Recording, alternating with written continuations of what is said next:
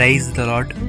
ప్రతిరోజు అనుదిన వాక్యం ద్వారా మీరెంతగానో బలపడుతున్నారని నేను ఆశిస్తున్నాను. అలాగే మీరు కనుక మన యూట్యూబ్ ఛానల్ని క్రొత్తగా వీక్షిస్తున్నట్లయితే మన యూట్యూబ్ ఛానల్ని సబ్స్క్రైబ్ చేయండి, ఇతరులకు షేర్ చేయండి.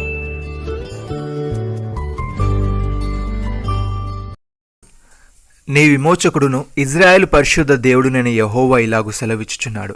నీకు ప్రయోజనము కలుగునట్లు నీ దేవుడునైన యెహోవానగు నేనే నీకు ఉపదేశము చేదును. నీవు నడవవలసిన త్రోవను నేను నడిపించుదును. యెషయా గ్రంథము 48వ అధ్యాయము 17వ వచనము. ప్రియమైన సహోదరి సహోదరులారా, దేవుడే మన ఉపదేశకుడైతే మనల్ని ఎలా నడిపించాలో, ఏ మార్గంలో నడిపించాలో ఆయనకు బాగా తెలుసు. కనుక మనం తప్పిపోవడం అసాధ్యం. కాబట్టి మనం ఆయన ఉపదేశం కోసం, ఆయన నడిపింపు కోసం ప్రతిరోజు ఆయన ఎదుట కనిపెట్టుకోవడం నేర్చుకోవాలి. గందరగోళం, పాపంతో నిండి ఉన్న ఈ లోకంలో పరిశుద్ధముగా, నీతిగా జీవించాలంటే దేవుని సహాయం తప్పనిసరి. దేవుని సహాయం కొరకు ఆయన దగ్గరకు వచ్చిన వారికి ఆయన తన మార్గాలను తప్పక నేర్పిస్తాడు. అలా నేర్పించడం ఆయనకి ఎంతో ఇష్టం. భక్తుడి విధంగా అంటున్నాడు, యెహోవా ఉత్తముడును యథార్థవంతుడునై ఉన్నాడు. కావున తన మార్గములను గూర్చి ఆయన పాపులకు ఉపదేశించును. న్యాయ విధులను బట్టి ఆయన దీనులను నడిపించును. తన మార్గమును దీనులకు నేర్పును. ఆయన చేసిన నిబంధనను, ఆయన నియమించిన శాసనములను గైకొను వారి విషయంలో యెహోవా త్రోవలన్నీ కృపాసత్యమయములై ఉన్నవి. సహోదరి సహోదరులారా, ఆయనతో సహవాసము చేసినలా నీకు సమాధానము కలుగును, అలాగున నీకు మేలు కలుగును. ఆయన నోటి ఉపదేశమును అవలంబించుము, ఆయన మాటలను నీ హృదయంలో ఉంచుకొనుము. సర్వశక్తిని వైపు నీవు తిరిగినడలా, నీ గుడారంలో నుండి దుర్మార్గులు దూరముగా తొలగించినడలా నీవు అభివృద్ధి నొందెదవు. భక్తుడి విధంగా అంటున్నాడు, పరిశుద్ధమును దేవునికి అనుకూలమైన సజీవ యాగముగా మీ శరీరములను ఆయనకు సమర్పించుకొనుడని దేవుని వాత్సల్యతను బట్టి మిమ్మల్ని బతిమాలు కొనుచున్నాను. ఎట్టి సేవ మీకు యుక్తమైనది.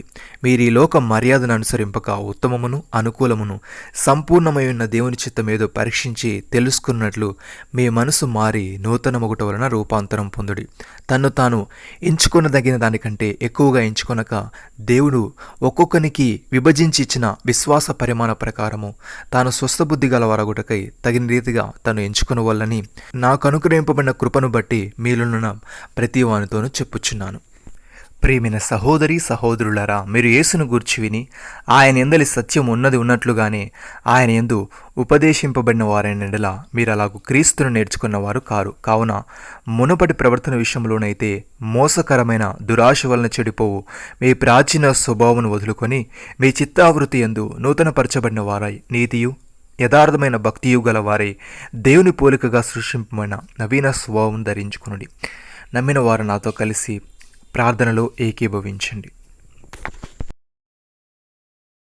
మమ్మల్ని మికిలిగా ప్రేమిస్తున్న మా ప్రియ పరలోకపు తండ్రి, మీరు మాకు ఇచ్చిన ఈ వాగ్దానమును బట్టి మీకు స్తోత్రములు. దేవా, మేము నీతో సహవాసము చేస్తూ నీ నోటి ఉపదేశమును అవలంబిస్తూ నీ మాటలను మా హృదయంలో ఉంచుకునే వారముగా ఉండుటకు సహాయం దయచేయమని, పరిశుద్ధమును నీకు అనుకూలమైన సజీవ యాగముగా మా శరీరములను నీకు సమర్పించుకొని ఉత్తమమును అనుకూలమైన సంపూర్ణమైన నీ చిత్తమేదో తెలుసుకున్నట్లు మా మనస్సు మారి నూతన మొగుట వలన రూపాంతరం పొందేవారముగా ఉండుటకు కృపచూపమని, నీ పోలికగా సృష్టింపబడిన నవీన స్వభావమును మాలో ప్రతి ఒక్కరికి మీరే అనుగ్రహించమని, మీరు మాకు ఇచ్చిన గొప్ప రక్షణ భాగ్యమును బట్టి మీకు వందనాలు చెల్లిస్తూ ప్రభువైన యేసు క్రీస్తు నామములో ప్రార్థిస్తున్నాము తండ్రి.